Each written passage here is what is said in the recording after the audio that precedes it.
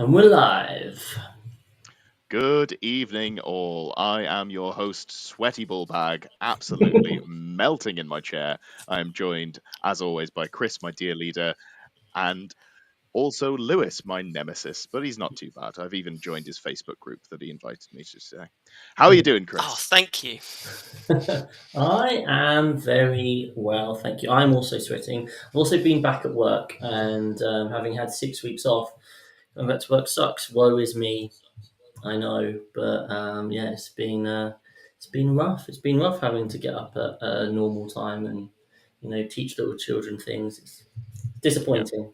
I much prefer my life of luxury, but Yeah, outside of the envy, I can absolutely empathise. It is difficult going back to work, and I've never had to do it after 6 weeks, so that must I've be. never not done it. So I've never not had summer Yeah. holidays as a human being. That's so weird. Yeah, The dream. Yeah. literally never. I went straight from college to uni to then being a TA to teacher training to teacher. So never Wow. not had summer holidays. Someone's got to do it. Someone, I'll take this one for the team. Yeah, absolutely. I don't mean the holidays. Someone's got to teach the kids. All right, yeah. Yeah, if they go hand in hand, you can have the kids and the holiday. All right. Yeah. My work's nice and quiet when the kids are off as well, so I get a half holiday. I just don't have to do much work, which is nice. So we've got Davey in the chat. Good to see you, Davey. Should be here. Disgraceful behaviour. And how are you doing, Lewis? Good talk. Love to have you. He's gone. And is he back? How are you doing, Lewis? I'm here. Hello. Oh, good. This is the smooth experience that you all come for. How have you been? What have you been up to? I'm very well, thank you. I'm just back from running a tournament this weekend, which we're going to talk about. So I'm pretty shattered, but we're all right. I don't know if we'll bother. Don't think it's relevant. He's desperate to show his trophy, so it'll just it'll wind him up if we don't talk about it. Yeah, absolutely. I think we just skip right to the next step. Either of you boys been doing any hobby stuff apart from obviously playing in and hosting a tournament? I have Yes, done you've done 0. nothing. He's got his list. He's confident with it, and that's it. Good. I have been painting Adeptus Titanicus models. I've been painting Warlord Titans this week. Got 2 Warlord Titans done this week, which is the first time anyone could say that. Hold on. Let me just look at the calendar. It is less than a month before LGT. You're not furiously prepping. Are you trying to say that you're a man who is prepared? I am prepared, mate. If you look behind me, you'll see 10,000 points of Tyranids ready to go. So, as far as I'm concerned, whatever happens to the new Tyranid book, I will be using whatever's behind me. But where's your 3 Norn emissaries? Oh, there's no chance I'm getting that done. I just don't understand how people do it. I did playtest that last night, and it was a lot of fun. I enjoyed it. Was it? Oh, yeah, it was great. They all died, actually. I was playing into War Dogs, who turns out War Dogs have a disgusting amount of firepower. But it was a good stress test for the list. As for myself, I haven't done much. Played a couple of practice games. Kind of waiting to see which way the leaves fall on Thursday, because we do have a balance change coming, long overdue. Hopefully, the whispers are that it's going to be fairly widespread. It's going to cover all of the armies, which is good. So we'll see if we have any Votann mains who can shoot more guns or something along those lines. Content. We are here at 6++, the Content Kings, and we've got a veritable host of things out this week. I'm sure that's the case. Chris, can you illuminate? If you mean a host of things, if you mean 0 videos, then you would be right there, Ed. Yeah. But never fear. I've been a busy boy the last few days, so basically the week before the weekend tournament was preparing my classroom and stuff, and now I'm back at work, so I've not really had time to do much.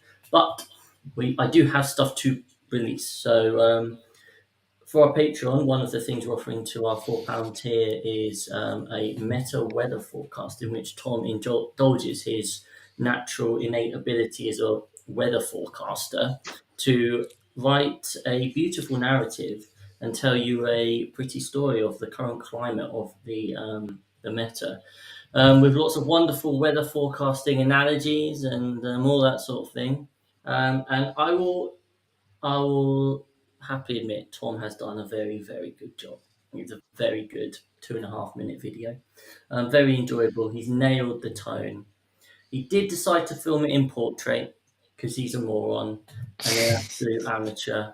But I have had words with him. He has been suitably punished. Fired. Fired. But that'll be out tomorrow. Okay. And then on top of that, Davey went to the Goonhammer Open this last weekend, and he's done a tournament report about his experience. But it's not just NIDS focused. It's all about kind of the processes and the testing and a whole variety of things there. So I think that'll be a really interesting listen as well. So those things will be coming out this week. Obviously, Thursday is the big day of the data slate. So we will go live for that to discuss stuff and get everyone's thoughts and opinions on that and share what we're thinking about with our current armies. Well, I should probably talk about our affiliates, the Composite Games. So, as you know, if you use the link in the description below, then you will get and use the code PLUS on top, which is all written in the description. You'll get an additional 5% off of already good value, and on top of that, we get a little bit of that money too. So everyone's a winner. And then also, I should plug our other links. So we've obviously got our Facebook page. That's where we post kind of our tournament updates, all of our releases and that sort of thing. Got an Instagram page where, when I remember, we post work in progress Wednesdays and mean Mondays and all those sorts of things. And we've got a Discord, which has got about 130, 140 people there. It's really active. It's got channels for all the different armies. It's a really encouraging and positive place. So if you like talking Warhammer, getting advice, showing off your work, anything like that, then head over to the Linktree and find the invite to our Discord and come and say hello, because we'd love to have you on board there. Absolutely. To sum up, if you want to talk to us and maybe have us talk back, head to Discord, links in the chat and also in the Linktree. If you want to talk to us and definitely have us talk back, and by that I mean give us your money and us take your money, that's the end of that analogy, head to patreon.com, link in the Linktree, where we are now producing additional content. Fantastic. So, moving on. I think there was it's been mentioned a couple of times, a small tournament. I see in chat that Darius Stingfield was at a tournament. He says, I have to thank Lewis for hosting a great tournament. It was my first tournament and I was robbed of the wooden spoon, but I will be back and better prepared for the EA Slam 2 Electric Boogaloo. Thank you so much for writing, Darius. What I will say, if that was your first tournament, I'm sure you can go to much better down the line. Whoa, steady. Can I just say, Darius, if you're still in the chat listening, are you from Littleport? Because I think I saw there are a couple of people whose clubs were Littleport Gamers Guild or something. Now, Littleport is a small, very small town where I live as well. So I'm always on the lookout for more games and stuff. So Darius, if you do live in Littleport and you fancy some games, let me know, because I'm always up for a local game. And if not, I apologise. Word of warning, he is more obnoxious in real life than he's on the screen. So there we go. I've got my burns in on both of you. And now I'm going to shut up for ages because I wasn't at this. God help us all. Yeah. So it's, I say I'm going to shut up for ages. I'm going to try and shut up for ages because I believe, Chris, you want to talk about your tournament experience. Oh, I guess so. But why don't Lewis... Don't sound too excited, Chris. Come on. Lewis, why don't you tell us about the EA Slam as a whole? Okay. Yes, so the EA Slam was my first foray into what I call a competitive event. Now, normally, for those of you who have been to Saffron Slam before, which is my normal events in the Saffron World and GT, which I host in Essex, I try and have a bit more of a casual, a bit more relaxed, and a bit more kind of fun experience. Not that competitive 40k isn't fun; it is an absolute blast. You can have a really, really good time doing it. But I've always tried to steer away from that. So this was my first attempt in collaboration with Paul Bridge of Sons of War in Cambridge, who does the Peterborough Slam, and Aaron and Luke from the East Anglian Grand Tournament in Norwich. We collaborated together to come up with the East Anglian Slam, which was based in Cambridge, and got together 56 players. We were only a couple short of a major. We did have a few 6++ dropouts in the last minute, so to everybody that pushed us below major, but the first event, like, you're never going to get it massive straight away, are you? So, and to break from Saffron Slam tradition, we used proper terrain, and by proper I mean kind of L's and stuff, which are good for those people that take this game more seriously than probably I do. So the top sort of 22 tables were done with kind of balanced fixed layouts, which are all symmetrical and all that sort of stuff you're used to if any of you've been to UKTC or any of those other kind of big events. And then the bottom 5 or 6 tables are using my coolest boards from the Saffron Slam for those people who, after the first couple of games, were down in the doldrums. So yeah, it was our first foray into a competitive event, and I think, and Darius already has chimed in. Thank you, Darius, much appreciated, saying he had a really, really good time. And I think we still were able to retain some of the welcoming atmosphere and kind of inclusive atmosphere that I like to try and generate with my events, even despite Paul Bridges' best efforts. And yeah, I think everyone had a really, really good time. So and we managed to, even though it was slightly more competitive, 140 games of 40k played over the weekend, and not a single kind of sportsmanship complaint or anything. No one's raised anything with me, and actually I think that's a credit to all the players that came as well. It's hard when when summer has suddenly appeared and you're in a big metal sports hall box and it's 35 degrees and tempers can get frayed, but actually we all showed each other what 40k should be about, which is with playing in the right spirit of things and everyone having a really good time. So no, fantastic effort. Yeah, I see. I should probably do our traditional tournament venue review in a completely unbiased way here. So it's quite close to us, which is great. Easy to find, good parking, so there were no issues there. There's a walkable co-op and coffee shop and little bakeries and stuff all within like a 5-minute walk, so that was really positive. Venue itself, it was a very warm day outside, so it was pretty warm on the inside as well. That's just how it is, but toilets were fine. Really happy with that kind of venue, and you could see there was ample space, so every table was on its own, right? So you could just walk around completely, and there was an additional hall as well. So that venue has got a huge amount of scope for running massive events, and I would definitely recommend it.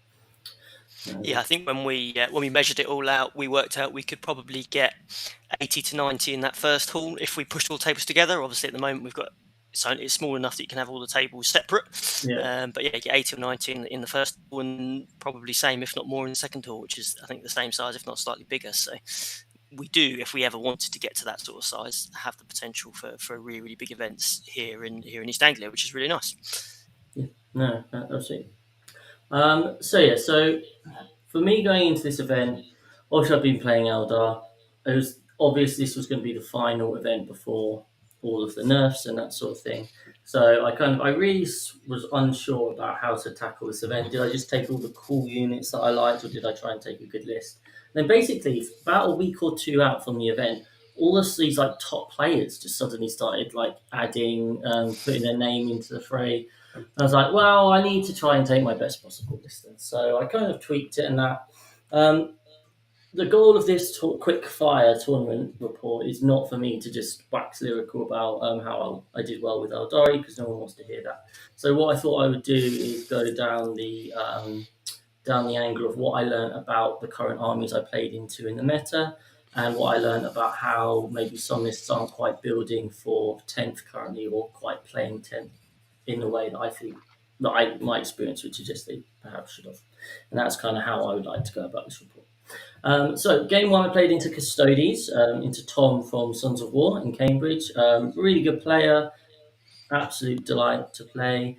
And Custodes obviously at the moment are those big infantry kind of heavy builds. I'm just going to run at you, I'm going to smash you in the face, and I'm going to win. He'd never played into Eldar before, and this was a bit of a theme in some of these games. People were like, I'm going to play, my only chance is if I go first. And it's something I'll definitely cover later. As it was, despite that, Tom did put half his army in Deep Strike. which kind of gave me the chance, especially the first turn, to thin out some of the stuff that I could see.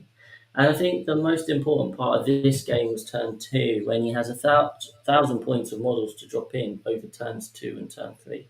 And he's like, right, the Eldari had the board, I need to drop down and deal with it all. And what happened was he dropped down his 10-man blob, 9 inches away from the fire prism, 9 inches away from the Incarn, and it's like, right, okay, here we go. At which point, obviously, the fire prism phantasms away, because I don't want him to make that charge and get close to my home field objective. And then because he's not played into Eldar before, he gets his shooting wrong. Just by shooting and killing other units, the Incarn vanishes and lives to fight another day. And suddenly he's got his 10-man and his 4-man sand middle of the board, now moving 4 inches from Night Spinners and stuff. And the rest are dealing with the Incarn in the backfield. And that's kind of, I'm going to win the game on primary.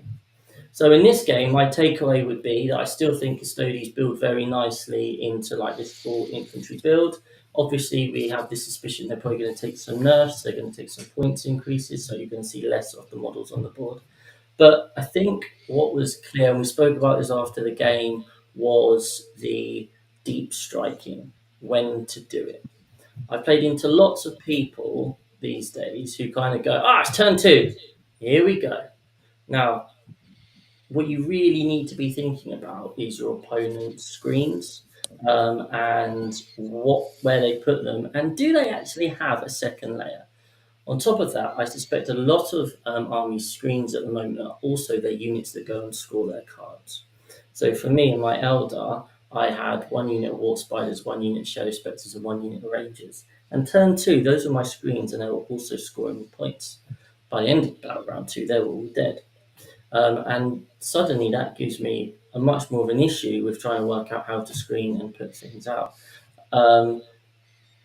But it was fine because everything was on the board already. So I think my takeaway from this game is probably when you're running lists which rely a lot on deep strike, actually try and think over the course of these 5 turns, and do I actually need to drop anything down, or can I kind of thin the screens, get rid of the screens, and then that means I'm going to be far more effective in later turns. But yeah, lovely opponent, and it finished 93-79. Did he make much use of rapid ingress during the game? Turn 2, I screened out, and I was very clear that you can only rapid ingress basically in your half of the board. Right. Okay. And at which point he's like, I could, but there's this Wraith Knight here that would quite like to fire a lot of shots into 10 Custody Guard. At which point he decided, I mean, as we all know, overwhelming with so many units is a play into Eldar, so maybe that kind of thing would have worked. But yeah, lovely opponent. Next game was into Alan, another lovely chap who was playing Eldar for the first time as well. Poor boys, both of them. He was running GSC the Cult, so I don't feel too sorry for him.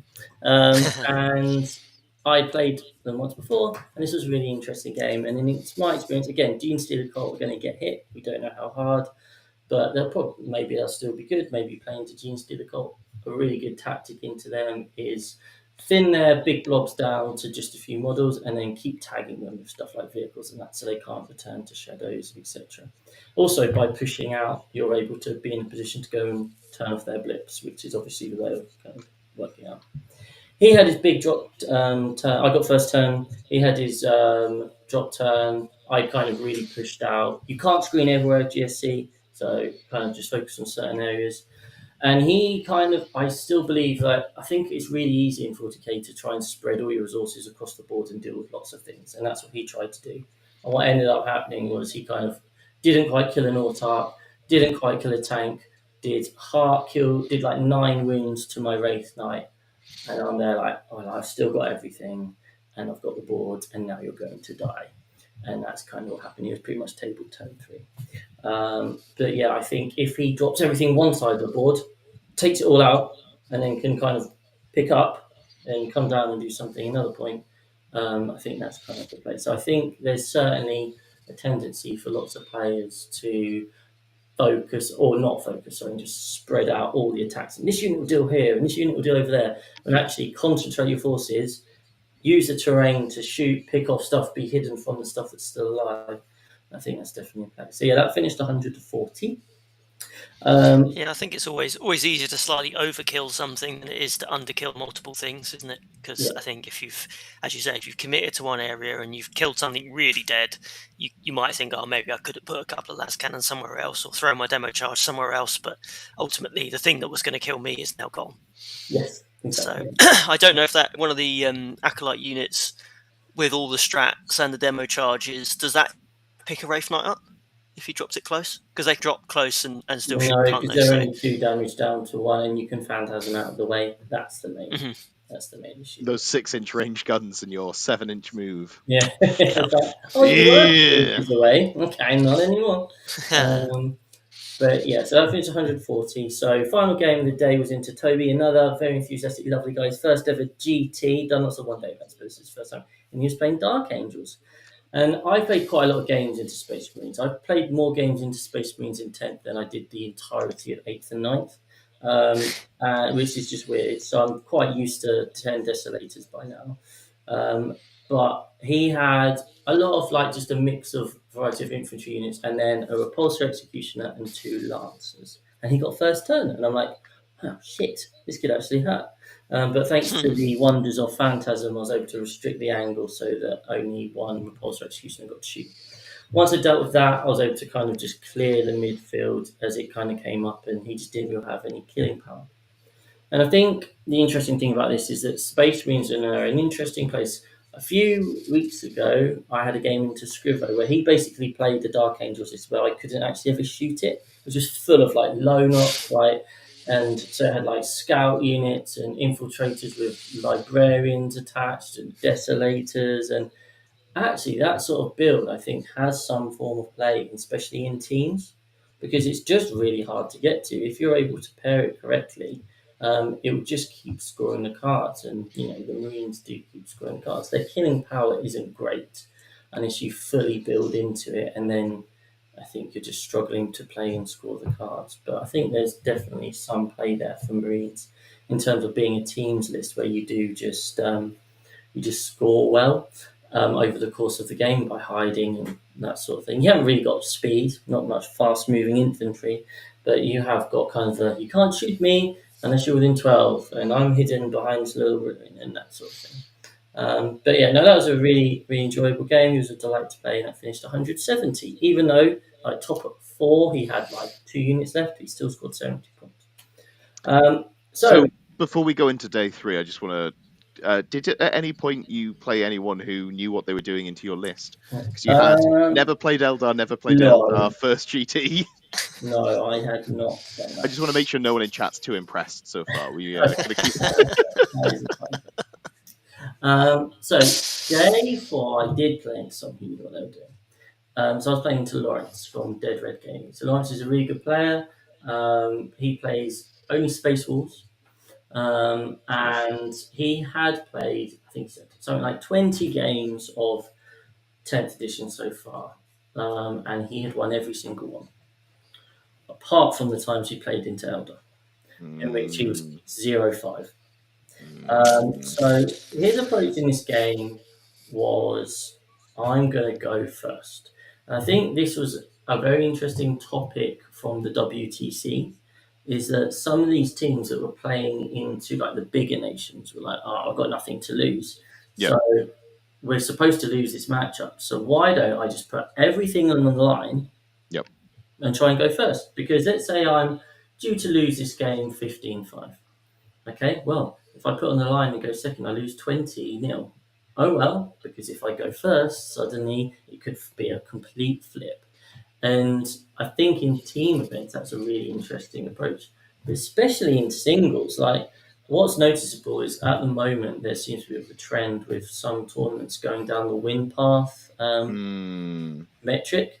That metric does not reward you as a player in the slightest. Your final position, barring winning or losing the game, your positioning is basically comes down to how did your opponents do. So losing 130 because you went on the line compared to great, like, sort of like grinding out a 93-81 loss. Like, there is no point in it. Yeah. So actually, if you think I'm probably going to lose this game anyway, why not go on the line? And that's exactly what Lawrence did. He had 10 Desolators, he had 2 units of 5 Devastators with Grav, he had a unit of Hellblasters, he had a Repulsor Executioner. He was quite confident that he would be able to pick up a lot of my tanks, and potentially, if he got everything into the Wraith Knight, pick it up as well. And then he rolled the 5. And I was like, oh, shit. It's going to happen. But it's all right, because I think the third time in a row I rolled the 6 to go first. I was saying to people, I'd also played about 20 games of 10th so far, and I've gone first 5 times. And in this event, single-handedly pushed the average right back up close to 50-50. So I got to go first, and this game reminded me of the days of AdMech, when you got first turn, and you're like, I can see everything. I can get everywhere with my 6 planes. Or 4 planes. What shall I kill first? And this was basically what happened. And I picked up about 700 points turn 1. And to his credit, he played really well for 2 turns. And then he didn't have much left afterwards. But I still looked at that deployment zone. I think I don't know. I think you can win that game. I think he just needs to reserve a lot of stuff. I don't know. It's tricky. I'm not a Space Marine player, but I looked at the tanks and things. I just think actually if they came on from reserve and just punched 2 or 3 of the 5 prisms off the board straight away, is there a game that the Wraith Knight's going to go around smashing stuff up, but Wraith Knight only picks up. Is it going to kill enough quick enough? Yeah, exactly that. Yeah, and I think he kind of in his head was like, wow, this is my out, and this is what I'm going to go for, and I'll lose the attritional game. But I suspect we could play this game in a variety of ways, and I think there are probably some ways to do it. Because he did have a lot of firepower. There's a lot of guns in that list. Yeah, like 1 unit of 5 Devastators. At one point, I think he rolled like 8 dice on wounding vehicles on 2s, and rolled like 5 1s. It was like that sort of game as well, so I felt bad, but he was a delight. And last week I spoke about how it really annoys me when people turn up to the battlefield and like, well, I've lost, what's the point? And he was not that in the slightest. Like, he was just kind of he accepted his fate, but he was a lovely opponent. So hopefully I get to play him again and have a game of more even footing. So I'm undefeated, as are 3 other people.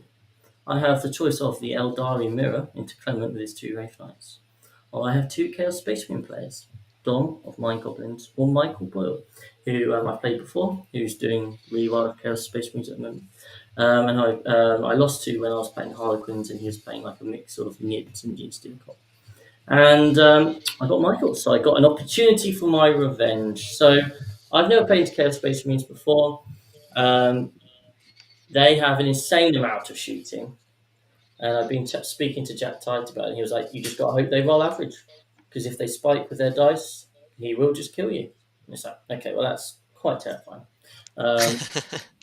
And I really enjoyed this game. Like, Michael, considering he'd never played into Eldar before, he played it really well in terms of his thinking and how he... there was this really cool moment. I think it was his first turn, and I phantasmed some rangers onto the middle objective, and he was like, well, my Forge Fiend will kill that. He was like, what OC is your Incarn? I was like, 3. He was like, and I was like, damn. And he's like, obviously Chaos had this mark of Nurgle where you can't shoot them from far away. And that would have been my in. Let him kill the Rangers. Incarn appears, moves 10, gets to then punch the Forge Fiend to death and cause havoc in his backlines. And so he was really switched on. This was such a good game, just like in terms of sportsmanship. I think you'd agree, Lewis. Michael, he comes to lots of Saffron Slam events, so obviously I'm inclined to like anyone that comes to loads of my events, giving me all their money, but he genuinely is a really lovely bloke. And I know, but people say that all the time, but genuinely, he's always positive, he's always happy, even if he's losing, he's having a great time, and actually, by extension, his opponent's having a great time.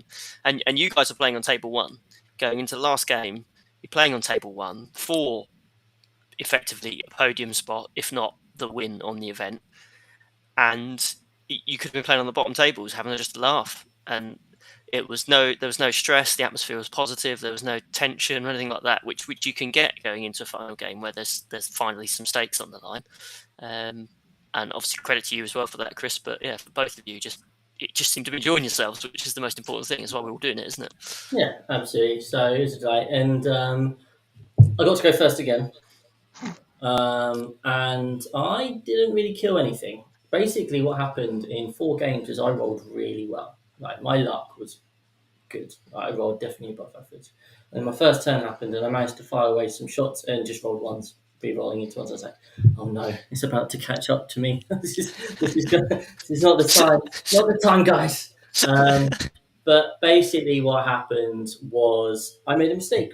Turn 2, I forgot about the Nurgle strat, despite having constantly reminded myself of it. And I brought out my Wraith Knight to kill this Forge Fiend, and then was like, and then I can kill this other Forge Fiend. One of them was Undivided, one of them was Nurgle, and I was like, suddenly like, shit, I've got no way of getting to that Forge Fiend. Next turn, he's going to drop down 2 Forge Fiends. He's going to have the 2 Forge Fiends drop down Obliterators. I don't know whether I can get my Wraith Knight to safety here. And it comes down, and we start measuring out all my 7 inches, and I'm like, I can't get outside of these 2 Forge Fiends. Shit. Right, I'll get outside of the Obliterators. In which case, at one point, I move closer to the Obliterators. At this point, I should probably mention, not once did I ever ask what Obliterators do. I know they've got 3 teaching profiles, and I know they can fly redirect. I knew those things.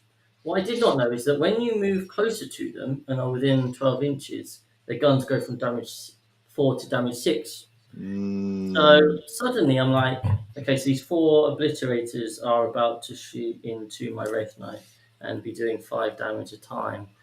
And then he's got 2 Forge Fiends with mortal wounds to shoot into. Bye. And I'm like, this is not good.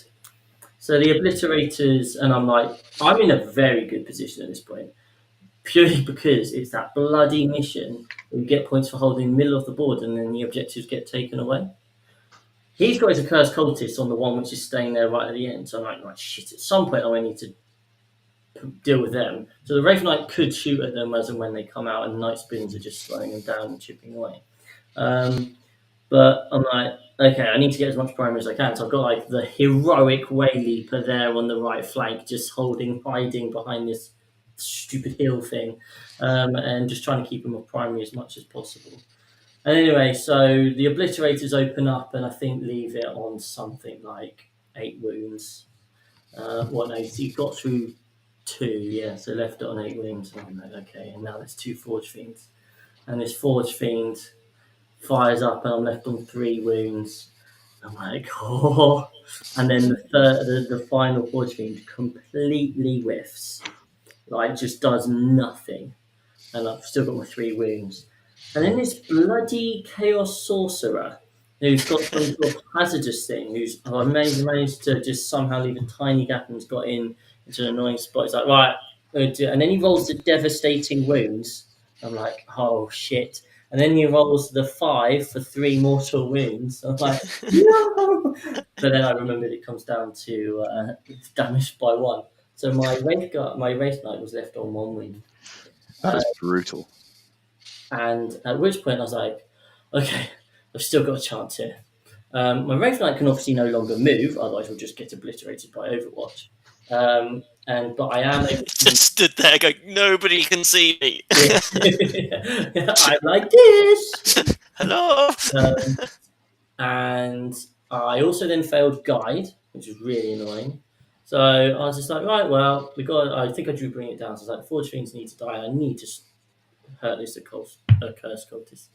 So at which point the Forge Fiend that had done something like 9 mortal wounds to itself through hazardous or something, it had like 4 wounds left, decided to tank majority of my army's shooting. I'm like, this needs to die because my Incarn can teleport over and kill the next one. And it just would not die. And I fired 2 Fire Prisms, I fired 2 Night Spinners. It was just not going down. Eventually I dropped it, Incarn teleported over, and the Wraith Knight went, shh. and dropped 17 mortal wounds on the accursed cultists, which was quite nice. That bloody gun was just like, as soon as you see that 6, it's like, oh shit. Yeah.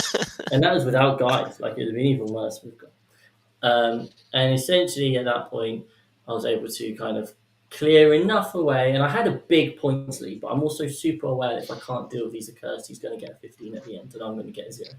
But as it was, he scored 0 primary in that game. I managed to kill enough stuff, and it finished 78-43. But it was a really delightful game, so thank you, Michael, for listening.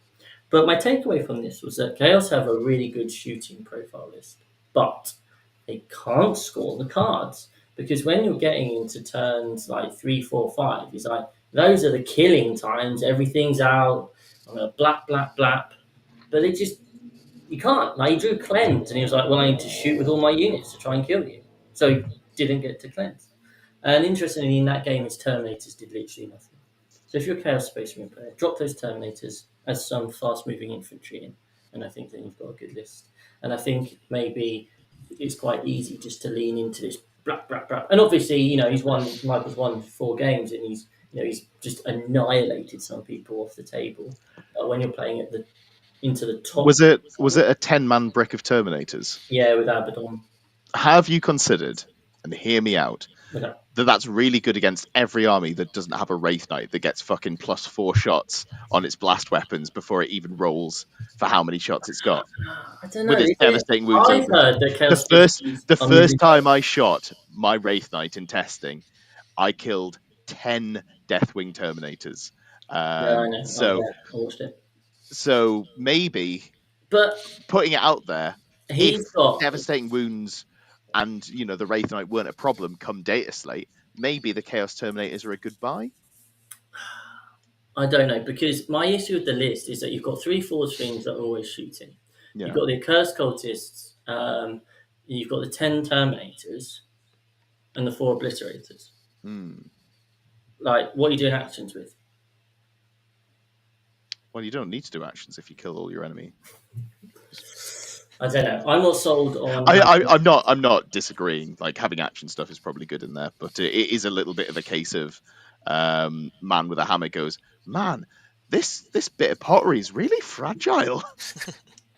It's difficult to see what the Terminators, what do they bring to that list that doesn't already have. It can, the Full Screens and the Obliterators already allow the army to reach out and touch whatever it wants to touch and do enough damage that it's not getting back up again. Well, they're melee tankiness, so they can sit in the middle of the board and hold objectives against armies that can't just pick them up.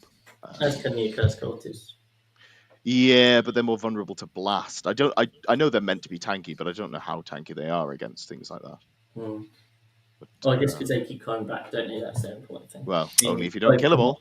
Yeah, well, what we saw in the other final game, which obviously was Clement versus Dom Maidlow, also Eldari versus Chaos Space Marines. Clement got first turn, rolled 2 6s with his Wraith Knight, then rolled a double 6 and a 10 on the mortal wounds, which did 22 mortal wounds to the Accursed Cultists, and Dom was like, oh, for fuck's sake.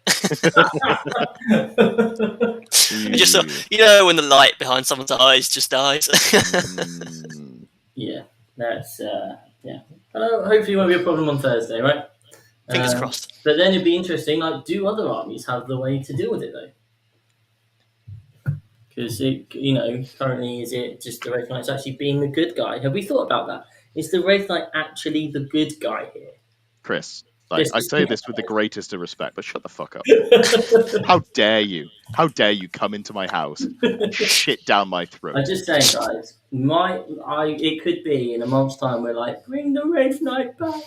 Yeah, I realise this is a little bit pot kettle. I just want you all to know I never took any Wraith Knights to events in 10th edition. I did play Eldar, and they were still busted, but I didn't have Wraith Knights. I only had smaller models, which were very good, and I had more of them because Chris is more expensive. Just want to get that in there before someone points out my hypocrisy. I just want to get in that I currently have 100% win rate into Eldar with Wraith Knights with my Tyranids, so I don't know what everyone else is worrying about. Who have you practiced into? Oh, I wonder who it could be. It was I tried to put the leadership of 6++ on the line, but Chris didn't have it because he was clearly knew what was about to happen with him. Can I just put it out there? I fired a Wraith Knight, 2 multiple times, I Night assume. Spears, and a Fire Prism into 20 Gaunts and killed like 16 of them. That was literally it. The Wraith Knight on his own. Plan falls apart when you don't roll a 6, doesn't it, Chris? It's fine if you. I use When you have any fake dice. To 6. I use a fake to 6. Just then roll fuck all on the Immortal Wounds. Well, moving back onto relevant things, we have Clement in the chat. Winner, the actual winner, the real life. The other Eldari player. No, there were 4 of us. The other 5, one I think. that we're talking about. Yeah, but where did the rest of them end up? Below top 5? Don't care. Cool. Just had a quick check there. I believe Clement had double the Wraith Knight, double the Gooder. So, I think that's what we need to take away from this. Eldar players should play more Wraith Knights. And I'm sure that'll hold true come Thursday. Well, any final takeaways from the event before I move us swiftly on? Okay. Got to give him the glory of his podium. Come on, Chris. Yeah, so anyway, I came second, guys. And I got this beautiful trophy. Podcast listeners, you can not see it. It's a Chaos Terminator on a bust, which is rather fitting given what you played. Shut up, Ed. Get back in your box. But no, it's really cool. So final placings were done on strength of schedule, and Clement's opponents did better than my opponents did. So good one, guys. But Clement did outscore me by like 2 battle points. So he it's 3. I was just looking. Was it 3? Was it? What it actually means, with Chris not being facetious, is that Clement's opponents were better than Chris's opponents. So Clement had a harder time over the course of the weekend. Sure, let's say that. We did hear a lot of, my opponent had never played Eldar. My opponent was in his first tournament. They're still good players, Yeah, of course. Oh, yeah, definitely. Tom, Lawrence, they're like quite well known on the scene. So, but no. I mean, Tom came to Saffron Slam a couple of weeks ago and went 4-1 with 2 Baneblades, so he's definitely a very good player. My hero. Indeed. Did he just hit people with them? Just throw them at him. I did see a lot of games where he just kind of drove them forwards into the middle and was like, I've put both Baneblades on the middle objective. What are you going to do about it? Oh, suddenly the 10th edition rules writing all makes sense. It's like the numbers just slotted in my head. This is the reason that you're outside of the competitive pack, not allowed to sit on the middle of an objective. It's because they saw the Baneblade problem. They looked at it and was like, those Baneblades, no one's going to be able to stand them. They're going to be unstoppable. It's such a difficult thing to deal with there. Lovely stuff. Well, we've got new Tyranids coming out this week, and I think we've got the perfect cast to talk about it. We've got our 3 faction specialists for Tyranids. I don't think we're missing anyone. We've got myself. I played over 65 tournament games of Tyranids in 9th edition. We've got Lewis here, who has, I think he said, 10,000 points worth of Tyranids. And we've got Chris, who not only looked at the index with me for Tyranids on 10th release, but he also thought about buying and painting some of them. And in fact did. 2 zone tropes. I'm not sure if he's played any games with them, but he knows his shit. So, who's had a look at the new rules? If you just let me get open the Goonhammer article, I'll have a quick read whilst you guys talk. Of course. Well, do you know what I'll do first? I'll get open Tabletop Battles app, and then we'll go through what happened when the Nids played into it. As someone who likes to make their own opinions instead of being told what to think, I will. I'll say some things then. Go ahead. Fucking Norn Emissary, my god! Like, what a unit! She's a machine. This harks back to my favourite list back in 9th edition Tyranids, which no one will miss. But I was just playing like double Maleceptor, loads of Carnifexes. It was unbelievably tanky. You layered defensive buffs so that, like, I was beating Tau lists, which were really good at the time as well, that were running like 36 plasma guns. And I was just going, cool, I can outshoot you. Do you really want to stand out in the open? You don't.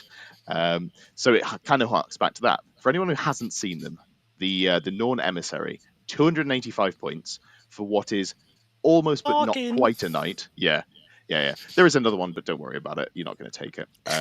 285 points. It's a 16 wound model, toughness 11, with a 2-up armor save. Great so far. Then it's got a 4-up invuln, and I believe it's a 4-up field of pain against mortal wounds. Didn't come up in my practice games. But that is chonky. And then you know what other rule it's got? At the start of the first battle round, you pick one of two bonuses. There's one that makes you better about killing a single unit. Don't care. I just want to stand on objectives in the middle of the board. The thing you're going to pick is, for each Norn emissary, pick a objective, and while you're stood on it, you get a 5-up Feel No Pain, not against mortal wounds, just all of the time. And your OC is 15. 15! Quite large.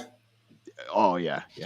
I'm not 100% sure because I haven't seen the data sheet. I was just playing based on what was on like fucking Warcom, but I don't think they're Titanic, which as current means that you can actually hide them behind terrain, which means you're probably going to get them onto the objective before they take serious shooting. And I did in my practice game, and it was great. The one downside I did have is I couldn't roll a battle shock test for Love No Money, and I was playing against Chaos Knights, and they were making me take them. And it was, the -1 aura. I was rolling 3 dice, and I was rolling like 5s. So I was like, great. So how was your OC 15 then? It must have been good in that game. It really was. Apart from, so I failed 2 tests that were meaningful over that game, and then I had to insane bravery one of them. But it was the 2 that I had alive at that point both failed the test. I was like, sound. I guess you get one of these then. There goes my primary denial. I've just had a thought, Ed. Don't hurt yourself. Ed, if you're saying they are not, thanks, mate. If they're not Titanic, took you a while there. Shut up. If they're not Titanic, I think that means you could put them in a Tyrannosaur. I'm pretty sure it has a maximum wound cap of like 15 or 14, something like that. Oh, does it? It's got too many I'd have wounds. to double check.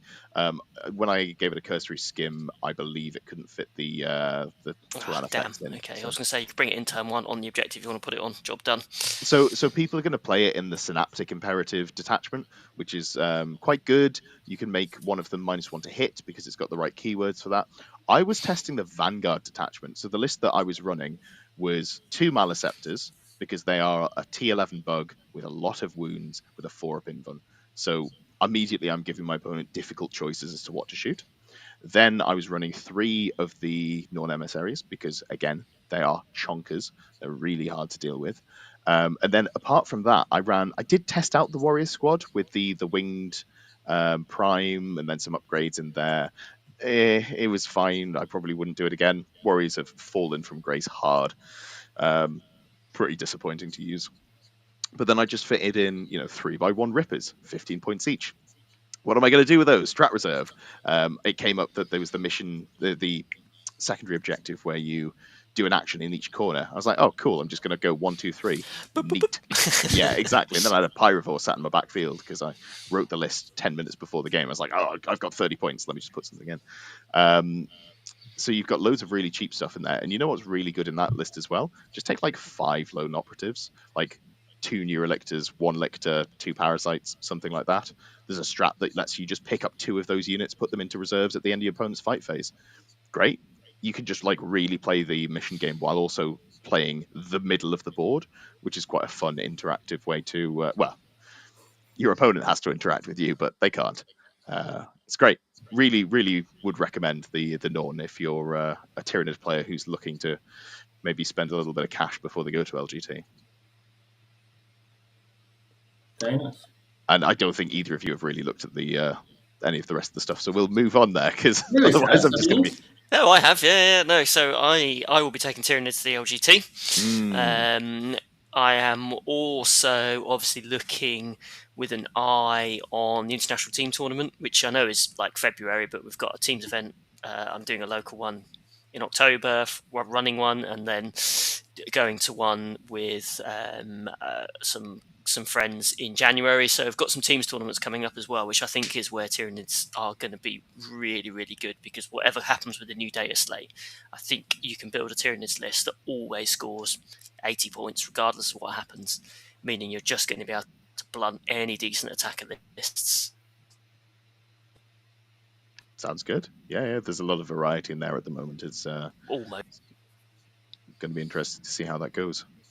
So do you want to talk about, because you're taking Nids to the LGT, have you got your list ready? Obviously there's going to be a little bit of play testing between now and then, but you reckon you're pretty much sorted? I think I'm there. there. we joked about the game with Chris last week, but that really did help actually give me an understanding of what happens when I play into stuff that can really kill you. Is there enough waves in here to deal with it? But effectively what I am building towards is I'm building around the fixed objectives. So I'm building around engaging fronts and deploy telemort homers. So the idea is to very quickly max those not very quickly, but almost be pretty confident of maxing those secondaries. And also for 3, maybe 4 turns, gumming up your opponent's primary to a point where they score absolute minimum on primary, meaning that when you do eventually die, you're so far ahead on points they can't catch you up, regardless of how good their last 2 turns are. That's broadly been working so far. So it's very different to the list that you just went through, Ed. It's lots of gargoyles, lots of Hormagaunts, Termagants, Biovores, Gene Stealers, Lictors, Rippers, Trigon, all sorts of bits and bobs. So realistically, it kind of just comes at you in waves and just fills the board with models. But does it it's not mindless. It's every unit that gets thrown forward, I assume, is going to die. So I need to make sure that it does get thrown forward, that it achieves either one of those secondaries or blocks up a primary for a turn. So that when opponent responds and then kills that unit, they're like, yes, my primary is now free again, only for another unit to jump in the following turn. And hopefully by doing that, you can kind of keep your opponent penned in, stop them scoring their cards, because a lot of people will take the tactical secondaries, and if you're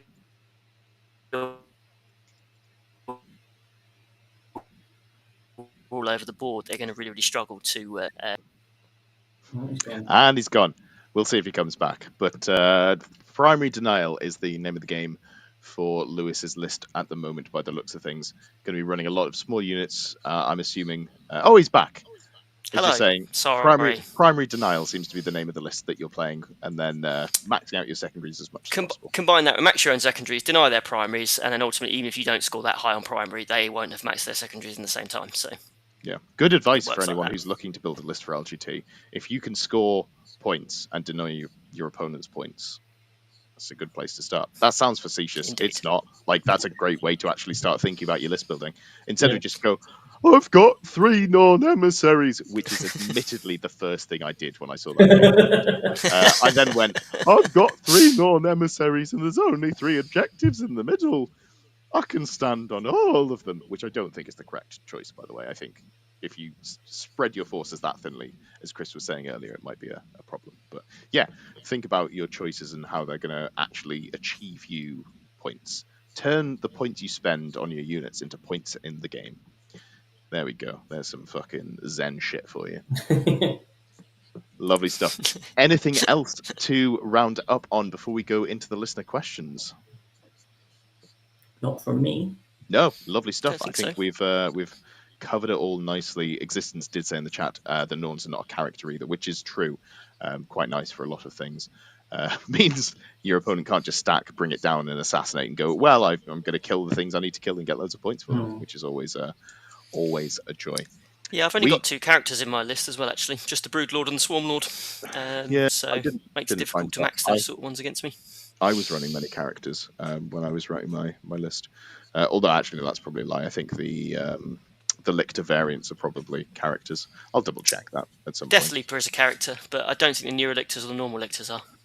Excellent. Yeah, I was assuming the Neurolictors. They're lone operatives, but they're not characters. If anyone knows in chat, whack it in. If the Parasite and Mortrex is a character. I know it used to be. I'm not sure if it still is. But yeah, so we've got a couple of... I think people might be sleeping on the Swarmlord a bit as well, actually. That's probably one thing I would say. People seem... points. He's so much. So here's the thing. He is good.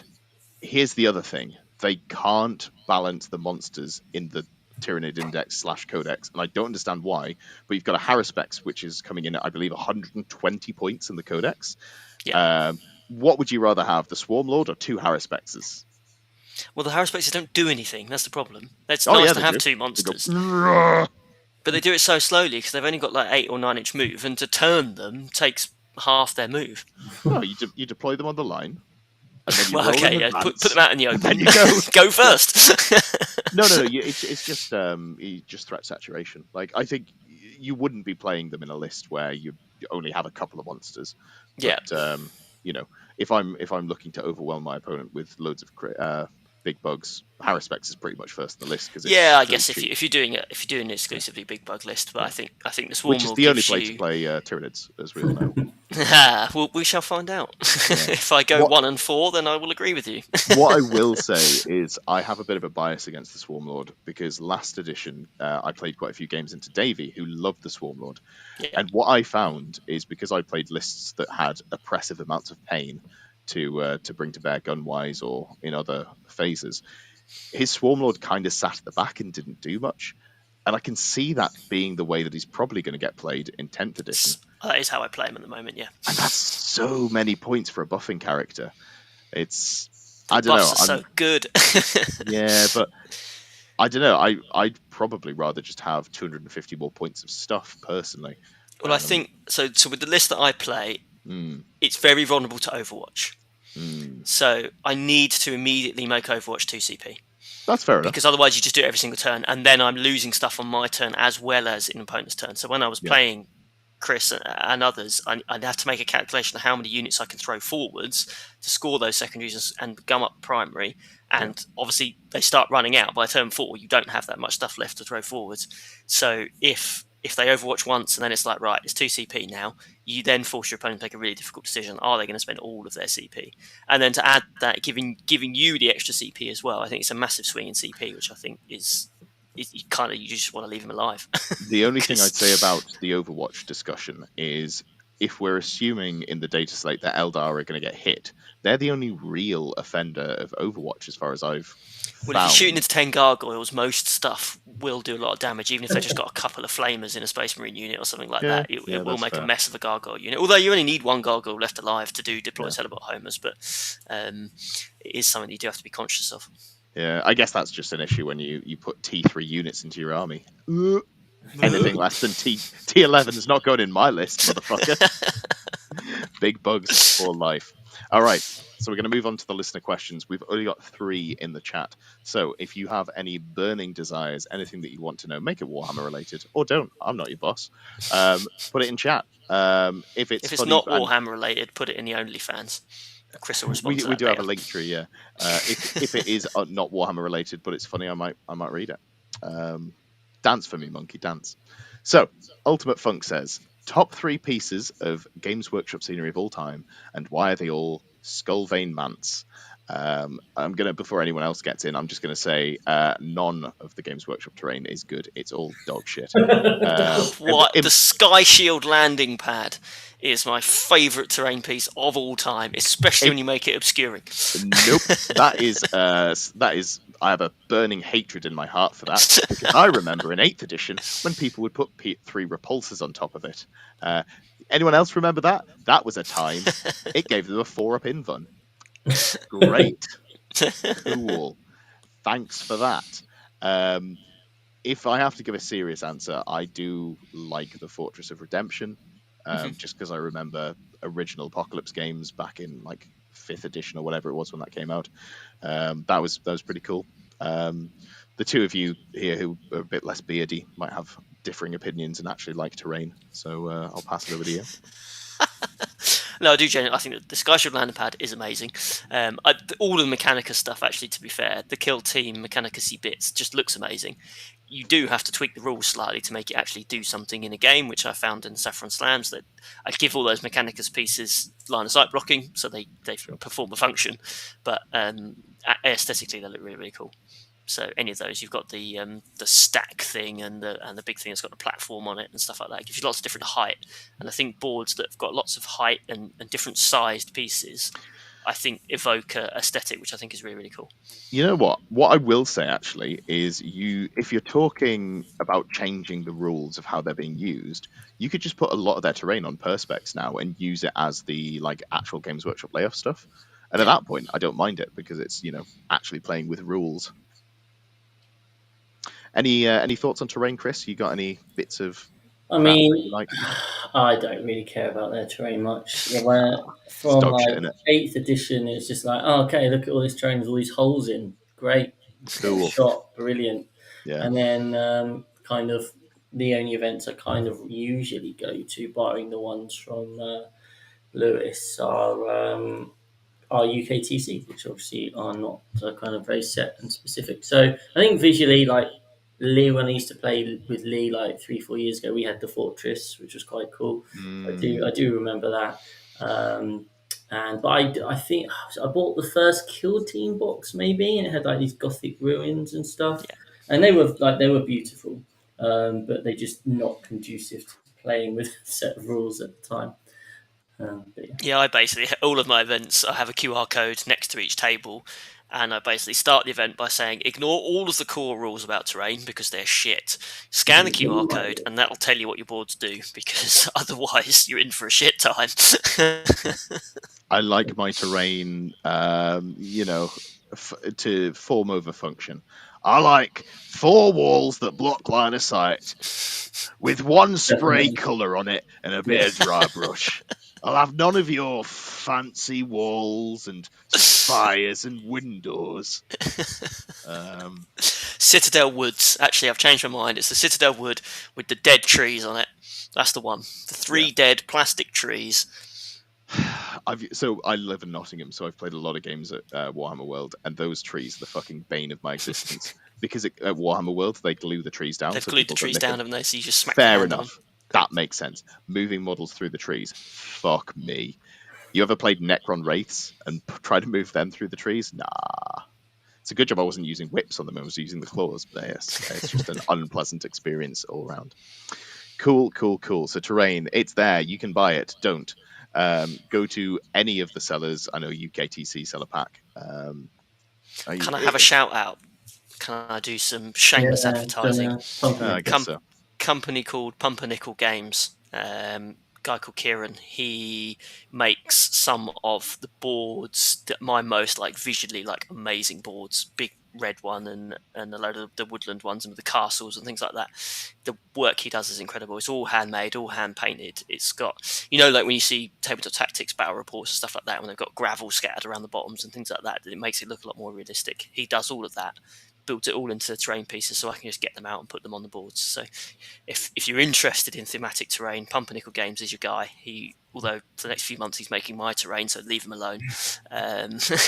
We've got a lot to get done before the team's We've got stuff from him before. Myself and Lee bought themed Age of Sigmar sets for our armies, and he did an awesome job at a very good price as well.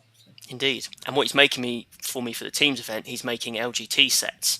So I'm getting a couple of LGT sets for him. So they're going to be functionally the LGT stuff. We've got all the measurements. They'll all be exactly the same size as you weird tournament players like to play on, but they will look like Saffron Slam terrain pieces. Mm-hmm. So I'm really, really looking forward to what they're going to come out like. I think they're going to be amazing, and I think they'll hopefully add a whole new level to the event for those that like a bit more balanced terrain. Maybe you'll see me at one of your events. That sounds great. I haven't seen you at any yet, Ed. And I was thinking earlier, and I wasn't going to interrupt, but I was like, when you were saying about you like anyone who gives you money because they go to your events, I was like, oh, this is why you don't like me. No, you're just a bastard. Yeah. Just to clarify for anyone in chat, this dynamic that Lewis and I have, it is real, and we do hate each other. I don't actually like him. Moving on to the next question, Zito, and this is the best listener question I've seen so far. So I hope you see this, Zito. I think you have good ideas about the game, and I think you should talk more. I want to see more of the things that you suggest. This is a great idea. He says, do you think a mechanic which helps to secure a charge but with a negative could work? So, for example, rolling a 3d6 for a charge and picking the 2 highest, but if you take the 2 highest, you lose fights first. So this wouldn't be like a stratagem, I wouldn't think. This would be sort of like an army rule, maybe a multi-layered army rule, where you could have 2 or 3 army rules, but each one has like a benefit with a downside. I'm a big fan of having to pay a cost for that. Admech did that. That was the Admech thing with the Doctriners in 9th, wasn't it? You got a benefit and you had a negative when you chose your things. That's true, although the negatives were basically not there because you just play your army in a way that wouldn't... Didn't need them yet. Hey, he's in chat. Yeah, because you'd be like, planes. I'm -3. I'm going to table you now. Planes. So I will shoot you at +1 ballistic skill and -1 weapon skill. What a shame. Or I really don't want to die, so +1 to my armor save, but I lose loads of movement. Right, I'm going to teleport this blob. I'm going to fly my planes. I think we all miss playing into 9th edition AdMech. I miss playing it. Yeah, well, you're as bad a person as I am for playing 9th edition Tyranids, so I can, it's what it is. C added onto there as well as an extension. Should it be something all armies have access to, or limited just a couple of specific units? I think it should be. I'd love to see that as an army rule, or maybe not an army rule, like a detachment rule. So I was going to go further. I was going to say I think that sounds like a core rule. You could call it like reckless charge or something like that. And this is assuming that melee stays as weak in terms of damage output as it is at the moment. I think if you combine it, it's one of these things where you stack it up with loads of stuff and suddenly it's amazing. But if you combine it with the fact that melee doesn't actually do huge amounts of damage at the moment, and you make it so that anyone could declare a reckless charge, you can maybe only do one per charge phase or something like that, and you go, actually, no, I'm going to try and make a 3d6 charge, but when I make it in, you are going to be able to hit me first because I'm just going mad. Or if you decide to Overwatch, you hit on 5s or something like that. Some kind of downside. I think that leads to potential for a really unhealthy game if they give it to everyone, because you just go, I'm going to take a melee unit, I'm going to deep strike them, and I'm going to almost guarantee make my charge. It's not guaranteed, but it's very likely. I think it would skew the game pretty heavily. In a way that I don't think would be great, because as we all know, Games Workshop are not good at balancing layered rules. So if we have less layered rules and more specifics, I think it's just got good flavor as well. Like it's, you could say, for example, a melee unit that AdMech have are overcharging, but the overcharging takes the power out of other systems or something like that. I really like it as a mechanic. Because I've been playing a lot of Magic recently. I've been seeing things like pay this cost, get an additional effect, and I think I'd like to see more of that instead of just you have a rule, the rule is good, it is always good. Lovely stuff. All right, in chat we did have a couple of questions there. We had Christopher Richardson. Which of the new NID detachments do those who've seen them like the look of for memes and then for comps? So give me anyone got thoughts on this? I can do a wrap up. So I'm thinking personally that I actually still like the Invasion Swarm, or Invasion Fleet, whatever it's called, the Index one. I felt like either the Vanguard one or the Endless Swarm one were going to be ones that would be better for me and the army I want to play, but I don't know that any of them give me better options for regenerating models. Now, obviously, the End of Swarm, you can bring a unit back, which is kind of does that, but it's 2 CP to do that, which is quite a lot. Means you definitely need the Swarm Lord.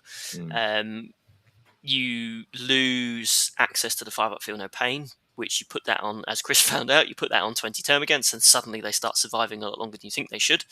And you lose access to Overrun, which, as people that were familiar with Flying Hive Tyrants in 9th edition, Overrun is an incredible stratagem, and to it is a little different to how it used to be. It's a little bit different now. So if you're in Synapse range, you've got the free movement and bits and bobs. But if you're not in Synapse range, you're a little bit more restricted on what you can do. But frankly, you're going to put it on units in Synapse range really, because you're going to have your Broodlord with a 9-inch Synapse, and your Swarm Lord's got a 9-inch Synapse and things like that. But the ability to move after finishing a combat is really, really, really, really useful.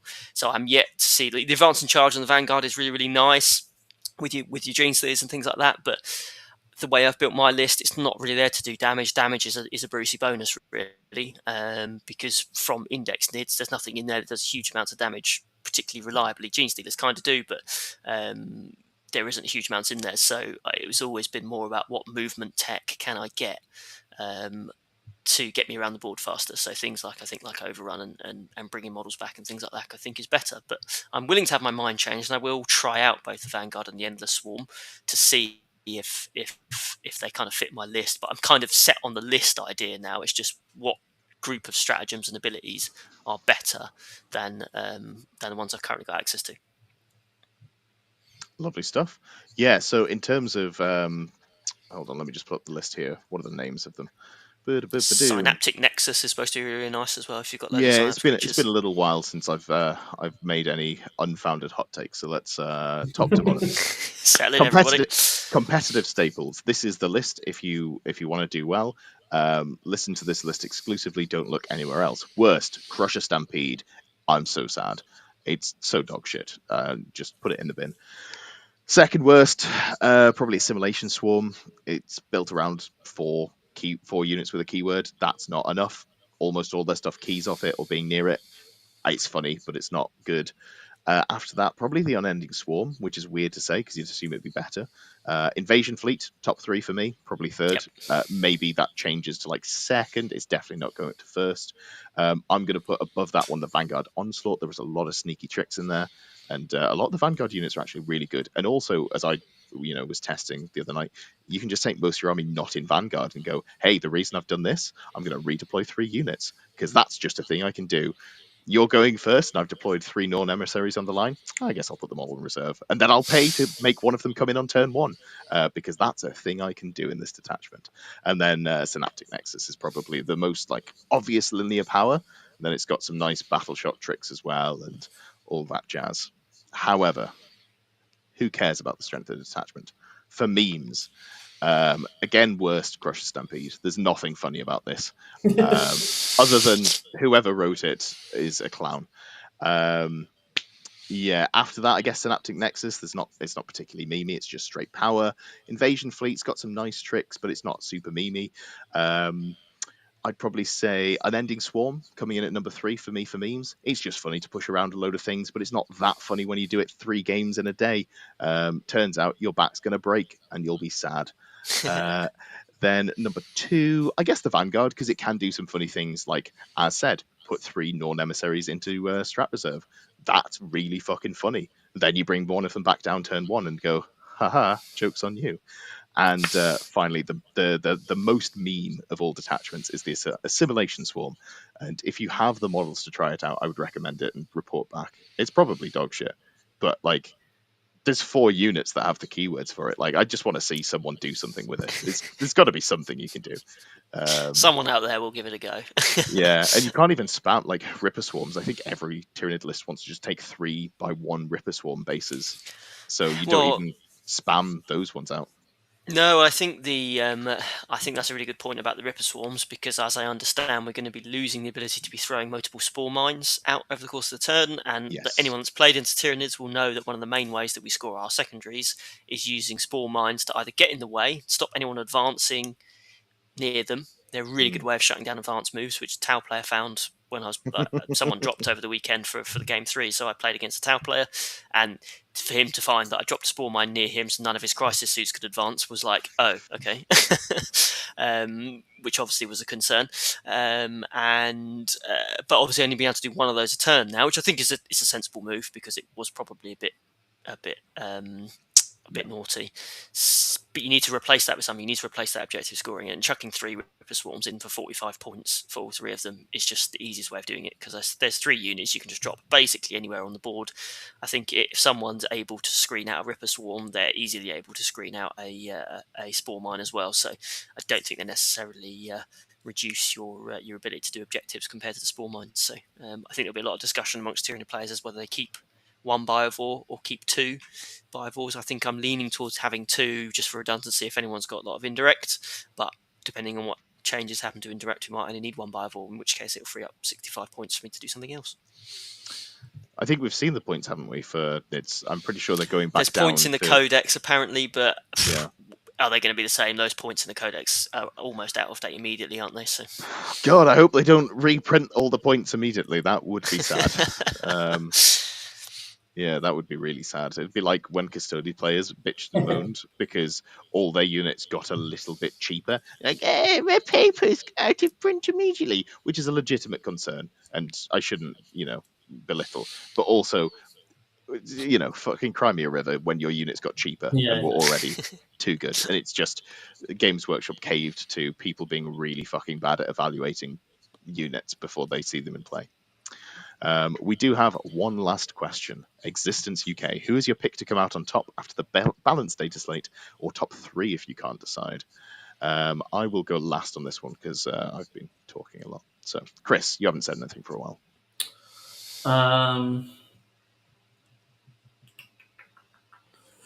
Chaos Space Marines.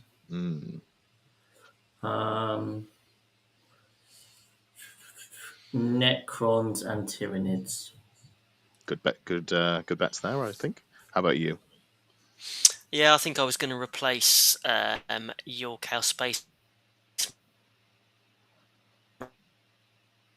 Oh, he's gone again. He knows dark secrets, and unfortunately, Games Workshop have found out that he knows dark secrets and have cut to the power card. So I guess my top three. What are we thinking? Like I mean, it seems likely that Eldar are probably still going to be good. Remember how good Drukhari were when they nerfed them for the first, second, and third time. What else? I want to see Nids doing well because they've got a new book and they've got loads of new models. And then the third one, I guess we'll go with. Let's go something left field. I want to see Grey Knights do well. Obviously, I talked about last week. I think that Jack Harpster did well with them at Worlds. If they get cheaper and the killy things get less killy, I think that could be a really interesting direction to go in. So, you're playing your 3 Terminator brick unit or 2 Terminator brick and 1 Paladin brick, and then you've got just more stuff as well. Could be interesting to see. You cut out there, Lewis. So do you want to give us your top 3 again? Yeah, I was going to say Tyranids. I think they're incapable of balancing new books, so they're going to be really, really good for a little while. Really bad. All really bad. Yeah, they could be awful, which would be a shame. I thought the Necrons, again, I'm unsure whether they've realised how strong some of those Necron units are, especially once you take the devastating wounds away from things like Wraith Knights. Then just not going to pick those units up. I've tried bouncing everything into one of those units and just nothing happens. And then I think, probably left field pick, I think the Orcs might come out quite strong because, again, I think they have some really good mission play, really, really strong mission play. And that is the ability for some of the big stuff just to kill whole swathes of units with devastating wounds and things like that. I think if you take that away, I think suddenly there's a lot of play in there that I'm not sure anyone's realised about yet, or enough people have realised about yet, that it's not an oppressive thing. Yeah. Right, Games Workshop, don't you fucking dare do to the Speed Freak detachment what you did to Crusher Stampede. It needs to be good, it needs to be fast, and it needs to have guns. Your payment is in the post.